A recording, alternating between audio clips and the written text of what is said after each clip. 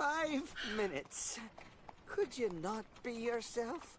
For 5 minutes!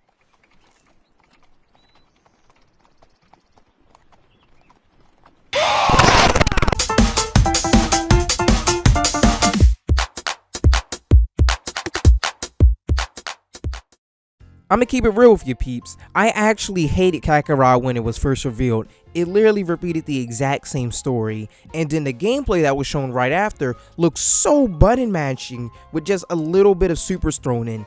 And it was really hard to tell what was going on because the buttons at the bottom left, they had no feedback. So honestly, it just looked like blindless button mashing. But then, once I beat the game, I was enlightened. Let's begin. A lot of Dragon Ball games always fight over them glorious moments from the original series, and it's always just a battle of which game looks the best. And if we go to Budokai, oh, that looked amazing. We go to Xenoverse, oh, that looked amazing. We go to Fighters, oh, that looks better. Now we go to Kakarot.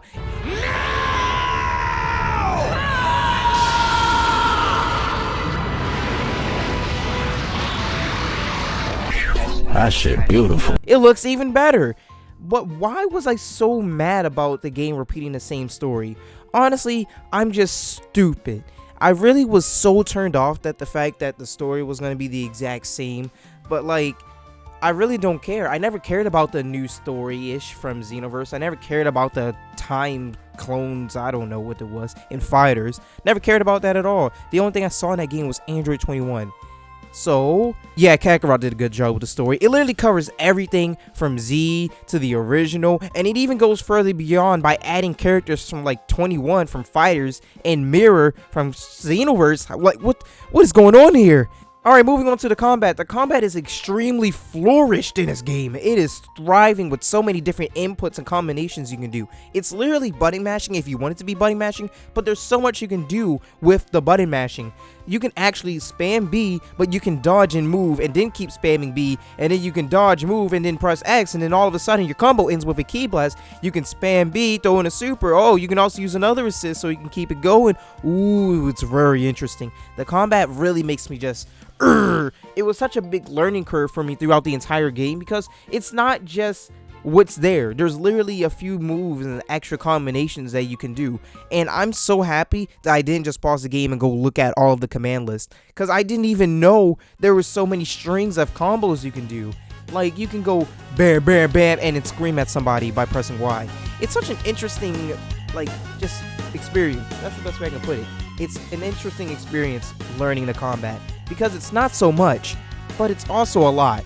Because a lot of RPG games really focus on their stories, so that's why the combat is turn-based. It's just boop boop boop boop boop boop boop. It's repetitive. It replays the same music, but once you get done the battle, you go on with the story, and that's really present in a lot of RPGs, and it makes grinding annoying. But grinding in Kakarot is honestly not that bad at all, and even the side quests are obsolete. You don't have to do a single side quest in order to play the game. Literally doing side quests give you these things called D medals, and those D medals are only used just to get new supers. So I mean, if you want to do side quests you can, but you can get D medals from just opening up the pause menu and pressing Y, and all of your achievements that you've done are now converted into D medals, and you're thriving.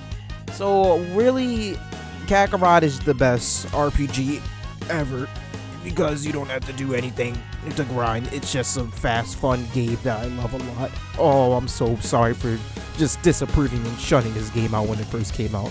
It's such a good game. Guys, it's such a good game. Even once you beat the game, there's still so much stuff to do because you can do all the side quests, of course, but then you can go level up all your characters and complete the skill trees for all the characters. You can pick up these little photos from the original Dragon Ball series. Go take a look and get a blast from the past. You can go fly around and just check out the city. You can play all the different characters. You can use a time machine to replay your favorite moments. There's so much stuff being added to the game. I mean, there's just so much potential to that game. Who knows, they might even add DLC so you can go play the movie, guys. I don't know. But the mods for this game is even looking promising. There's so much stuff because it's an RPG and because it's just a very fleshed out RPG. The combat is just so addictive, but not so repetitive. And there's games like Xenoblade 2. Let's take a look at that combat.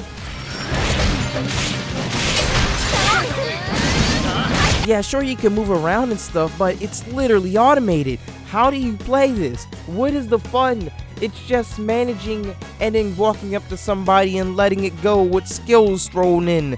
But Kakarot goes bam bam pow. I don't know what I'm saying anymore, but please buy Kakarot. Also, I pirated the game.